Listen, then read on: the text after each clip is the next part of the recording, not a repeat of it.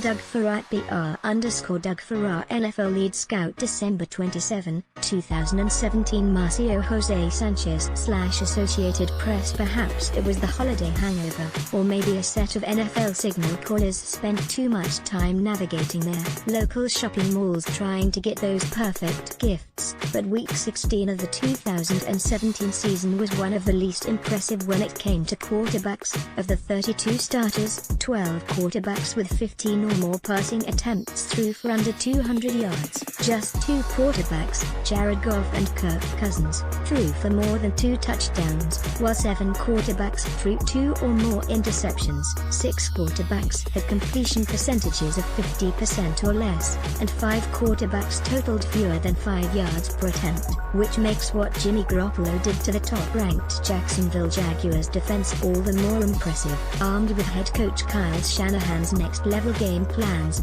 Garoppolo continued his 2017 hot streak by completing 21 of 30 passes for 242 yards, 2 touchdowns and an interception. The 5-10 San Francisco 49ers turned to Garoppolo far too late in the season. The trade with the New England Patriots for his services only came after they'd exhausted the mediocrities of Brian Hoyer and C.J. Beathard. But Garoppolo, whether he plays on the franchise tag or with a new long-term contract, certainly makes San Francisco an interesting team in 2018. More evidence of a changing of the guard in the NFC West was Goff's performance against the Tennessee Titans in a 27-23 win that clinched the division for head coach Sean McVay's 11-4 Los Angeles Rams. Goff threw for 4 touchdowns and looked impeccable against Tennessee's strong defense. The success stories of Garoppolo and Goff tell the rest of the NFL one thing: without imaginative game planners, young quarterbacks are sunk. With them, those same young quarterbacks can thrive. Our weekly quarterback rankings are decided and written by myself, NFL1000 lead scout Doug Farrar, and quarterbacks scout Mark Schofield. I evaluate all AFC quarterbacks, and Schofield does the same with the NFC quarterbacks. We combine tape analysis and advanced metrics to give you a sense of which quarterbacks are trending up, down and which are better or worse than their reputations might imply. The rankings are based on recent performance, but they are also adjusted for opponent, talent around the quarterback and the player's history over the last few years. Good news for some, bad news for others. Here are the NFL 1000 quarterback rankings ahead of Week 17. Seth Wenig / Associated Press. Last week, 32. Colin Kaepernick's name might not be running through the front offices of several teams that just missed their chances to be competitive, but it should. Like so much spooky music, the New York Jets had an outside shot to be atypically competitive when veteran Josh McCown was on the field. McCown suffered a broken hand on December 10 against the Denver Broncos. Not only did any chance the Jets have of fielding a productive offense go out the window, this team was left with 2 choices at quarterback to finish out the rest of the season. There was Baylor Allen Bryce Petty, who's used Madden video games to help himself read defenses, and Christian Hackenberg, the former second-round pick who may actually never see action in a regular season game because of his inability to play the position. Petty was the lesser of 2 evils, which really makes you wonder about Hackenberg. In a 14-7 loss to the Los Angeles Chargers on Sunday, Petty completed just 15 of 28 passes for 119 yards, no touchdowns and an interception. This season, he's completed 47.4% of his passes for 4.11 yards per attempt, 1 touchdown and 3 picks. Petty has a live arm and some mobility, but he's underwater against NFL defenses, and it showed once again here. The interception came on 3rd and 14 at the end of the first half. It was more a desperate Hail Mary heave into the air that was caught by Chargers receiver Keenan Allen, who was on the hands team for what was basically an arm punt. More devastating to the Jets' chances was Petty's wayward end zone throw to receiver Robbie Anderson with 3:11 left in the game.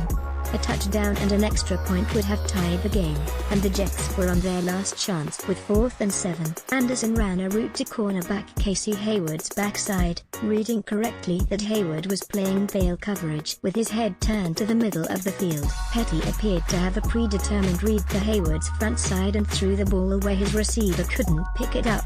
It's possible that Petty can be a decent backup at some point, but the extent to which he looks overwhelmed at this point in his career is an embarrassment for the player and the team.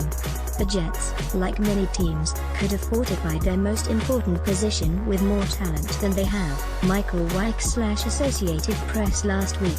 25 The Houston Texans were 3-3 in Deshaun Watson's 6 full starts before the rookie was lost for the season to a torn ACL in early November, and everything since then, especially the 4-11 mark the team felt after its 34-6 Monday loss to the Pittsburgh Steelers, has revolved around the Texans' inability to put a credible quarterback on the field in Watson's stead. Tom Savage was ineffective, and the team was even less effective in handling the concussion that put him on injured reserve. And when Yates appeared to suffer a concussion near the end of the first half in the Steelers game, Houston rolled out Taylor Kleinick, an alum of Old Dominion who had bounced around the league as a preseason prospect and had never thrown a regular season pass before the one completion he had to Will Fuller with 13:36 left in the third quarter. Yates came back in the game on the next drive and finished things out, but the difference between the Texans' third-string quarterback and their fourth-string quarterback is a wash. Yates completed 7 of 16 passes for 83 yards, 1 touchdown and 1 interception as Houston remained offensively irrelevant without Watson as its quarterback. When Yates was sacked and injured late in the second half, the Texans had amassed a grand total of -10 passing yards, according to Next Gen Stats quarterback charts. Yates had 3 completions behind the line of scrimmage and 4 beyond it, with none coming near deep ball status, perhaps more than any other NFL team. The Texans scuttled their 2017 season with their inability and unwillingness to sign Kaepernick. A lost season will be their punishment for refusing to compete as hard as they possibly can at the game's most important position. They're not the only team about which this can be said, but their mistakes at the position rival Denver's as the most willfully egregious. Chris Sargola/Associated Press last week. 21 How bad was the Oakland Raiders' offense in their 19-10 Monday loss to the Philadelphia Eagles?